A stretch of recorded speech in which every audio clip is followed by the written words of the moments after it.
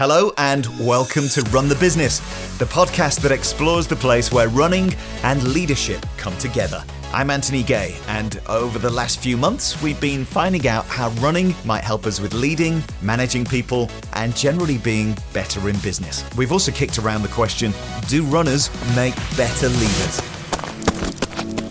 Now, I don't have a new guest on this week, as I thought it would be a good point to take some of our own advice and pause for reflection. You've probably noticed by now, but at the end of most episodes, if you're a regular listener, I ask the same question. What advice would you give to anyone in business or a leadership role considering getting more active and specifically taking up running? It gives our guests the chance to sum up what running means to them and succinctly try and capture the essence of why they think running has a positive effect on leadership and management. And what fantastic guests we've been fortunate to speak to. People from all areas of business in different parts of the world with varying levels of running ability and running goals. But they all, without exception, had something in common. They were inspiring, and their energy and enthusiasm picked up when we started to get into the specific benefits of running for them. And they wanted to share it as well. I'm not going to introduce everyone by name. You can find them in the show notes or in the full interviews which feature in the previous episodes. And if you've missed any, I encourage you to go back over and have a listen if you can. But this is how they all responded to that question. What advice would you give to anyone in a business or a leadership role considering getting more active and specifically taking up running? I think it goes back to learning about yourself and figuring out why you want to run. Do you have a certain goal? Would you like to run a marathon? Would you like to just be in better shape? Would you like to set an example for your kids or for your direct reports or your employees? So I think it depends on why you want to get into the sport of running, because that will then determine how you approach the sport of running. Someone training for a marathon is going to be running very differently than someone who's just training for general health and fitness. But no matter why you're running, I think prioritizing consistency, doing what you need to do to stay healthy and keeping injury prevention as a goal, because if you can stay healthy, that enables consistency. It enables you to do harder training if you want to train for a race or try to get faster. So just harping back on some of those very fundamental principles of being a good runner or being a good entrepreneur. Get intrinsically motivated for it and then be very consistent in a disciplined, systematic way. It's such a positive influence on your ability to function as a leader. And I think if you take the time to pause and make yourself better through physical activity, then it will help and support your mind. It will improve your decision making and your health. Firstly, it kind of normalizes situations. So if you're feeling stressed or het up or you're having some massive crisis at work and you just need to step away and get a breather and put things in perspective, going for a run absolutely gives you that. It can be a 10-minute run on a treadmill. It can be a half-hour run. It can be 2 hours if you really have the time. But whatever, when you come back, it's almost like the weight has lifted off your shoulders. You can see clearly. And I also think it's really good if you're frustrated with something happening and then you can take the time out and come back and then reapproach that situation. So before you send that angry email, go for a run, chill out, come back, and you'll probably send a much gentler one. That's all I'm saying. I think it's a great tool to help control your concerns and your stress levels. I would champion running, just that supportive community element. I think that running a business can be a very lonely place. And often, depending on that structure, that there can't be that many people to turn to. And I think running in every aspect that I've ever dealt with, even with the sort of hardest competitors, is such a friendly, supportive environment. And I think just to be able to get that refreshing community component, which is quite different to often when you're on your own running a business, is so valuable and so refreshing, so good for your mental health and so good for your thinking when it comes to the business, that I would say dive in. And it doesn't matter if you're running 20 minutes a mile at walking speed, or you're running 5 minutes a mile, I think that community embraces you and supports you. And I'm so grateful for it. I guess for me, it was organic that I learned lessons over time, and it was through marathon training and just really discovering that you don't have to know how you're going to run 26 miles when you start. You can even not believe in yourself and that you're capable of doing that. But slowly but surely, those miles add up and you can surprise yourself. And I felt that that's what's happened for me in slowly growing Project Sleep. And every step can happen on its own time, and you don't even need to fully know how to get there, and you still can. Don't look at marathons, don't look at ultras, just break those challenges down into thinking, go out and run 2 kilometers and see how that makes you feel. If running is not an option for you, I don't think these tricks are limited to runners either. So if your legs or back or hip, whatever, won't allow you to run, will it allow you to ride a bike?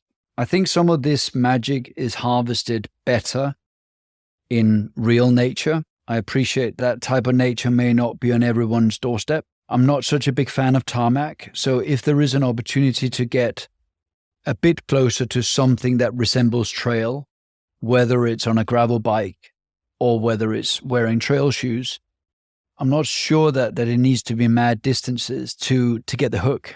And I think that would be my biggest advice, is just to see, well, give some of this a shot. I would just encourage anybody to ensure that they pace themselves, get rest in between these runs, build up slowly, because, whilst you may not be out of breath, your back and your hip and your knees and whatnot will need time to adjust to your new hobby. Well, there's a huge value to totally disconnecting. For me, that's being unreachable, having no agenda. And this happens on a run. I realize for others, it might be meditating or yoga, and whatever space that works for you, I think you should find it and protect it. But I think running specifically, has that added endorphin benefit. The runner's high is a real thing. If you've never experienced that, I'd encourage to give running a try for at least a few weeks. See where it takes you. I know some people say running hurts or they don't like it, but I think you just need to you have to give it a real college try for a couple of weeks. And I think you'll immediately start to feel the energy. It's counterintuitive, but expending energy does energize you as you get more into the rhythm. And so I hope you'll take the plunge. Lower your bar of expectation. Just put your trainers on, put your shoes on, and get outside. The only workout you regret is probably the one that you didn't do. And I can assure anybody that kind of does that, just puts their shoes on and gets outdoors, regardless of the weather or the time of the morning or the evening, that chances are when you get back, you'll feel better for what you've done, as opposed to perhaps sitting on the settee and scrolling or watching Netflix. One of the biggest things we can do for our teams, for our businesses, is look after ourselves. And for me, the best way to do that has been taking on running. Manage your own expectations of yourself, but go for it and do it. I've found an incredibly supportive community. I've genuinely not had negative comments even when I started running and I was very slow and I was a lot bigger. Nobody was negative. Everybody was just impressed that I was doing it. And I think the gains that you will get will far outweigh any difficulties in getting yourself out there first. I think there's lots of great advice and apps out there these days. I mentioned doing the Couch to 5K myself. If you can do it supported by a club, do it, because the additional advice and support you will get through a club will make all the difference. I think the other thing that club running gives you is just that routine. So, I go every Tuesday and Thursday night, meet with a load of like-minded friends and train. And there are days when you don't feel like going out and you wouldn't be motivated if you weren't committed to seeing all of those friends. And it's a big thing for me. I don't ever want to let anyone down. So I make sure I attend club, and that routine helps too. I just think more clearly when I'm on a run. It allows me to process some of the stuff subconsciously or consciously that is going on day to day, like whether that's an interaction with a team member, how to deal with a difficult situation with a client or maybe solve a problem. And actually, sometimes I solve stuff that I didn't even realize was a problem when I'm on a run. Like something subconscious will come to me as an idea, and I think, oh, that is the solution to the thing I was thinking about last week. And I think that's because there's, again, not brilliant physiological understanding here, but I remember the TV series House. He would always sit, the doctor, he would sit and throw a ball against the wall. That was his thought process. I vividly remember that. And then I remember reading something about how if you do catch and throw a ball whilst talking or thinking, that allows you to problem solve in a totally different way. It uses your brain in a different conscious and subconscious way. And I think that running has a similar effect. Some of the best advice I got for the running, it actually came from when I was writing the book, I got a quote from Arthur Ashe, and it said, "Start now where you are with what you've got." And when I was gonna do my first run, I thought, you know what, I'm gonna wait and I'll wait and do it at the weekend, Sunday, because I'll go and buy myself some nice trainers and some nice running kit.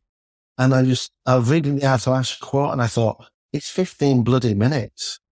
You're not doing the marathon. So I appreciate your squash shoes are not great for running, and your squash kit might not be perfect, but you can do 15 minutes. So start slow, start where you are with what you've got, and then build up to it. That would be my advice. Nobody runs a marathon the first day. It takes about 6 months to train. So start slow and build up. Running can be brilliant if you love it. So if you enjoy running, it is a brilliant way to help you see that you can set goals and achieve them. It literally makes us cleverer. When we do cardio exercise, it used to be thought that after kind of a few years of life, neurons in our brain just started dying off and we could make no new ones. What they've actually discovered now is that cardio exercise will help create new neurons in your brain. And the place they create them is in your hippocampus. And your hippocampus is the place where all your memory and knowledge and learning lives. So absolutely, something like running can be brilliant for increasing your smartness, and excellent if you've got issues you're trying to tackle. If you've been working on a really big problem, one of the best things you can do is then go for a run, because your brain will still work on it on the background, but you're focusing on something else. And you often come back with the results of that. I always remember from my grown-up job, I used to message my boss with so many ideas, and she'd reply going, "You've just been for a run, haven't you, Josie?" I'm like, "Yeah, sorry." But she could see that was that was where ideas and solutions and creativity came. So running can be absolutely brilliant for you if you're trying to do difficult things in your life. But it isn't for everybody. So I would say, find the thing that is for you if it isn't running. Don't cut out all exercise because running isn't for you, because lots of people don't enjoy it. But go and find what you do enjoy. Go and find the thing you love. I think I've worked in 27 sports so far, and there's lots I haven't yet worked in. So there are definitely so many different things out there. You could find your thing. And when you find your thing, it brings you so much joy, and it helps you realize you can set great goals. It helps you figure stuff out. So it doesn't have to be running, but do go and find your thing. You don't have to have a goal right away. I know a lot of, especially leaders in companies, are very goal-oriented and very driven. And I am too. I like to set goals. I like to work towards them. It motivates me to finish something and to complete a task and etc. But if you can make the habit of running a goal in itself, you will be rewarded. And I think that's probably the one thing I would tell anybody, that you don't have to, start loving running. But like my wife, for example, she runs almost every day, but she runs a very short distance.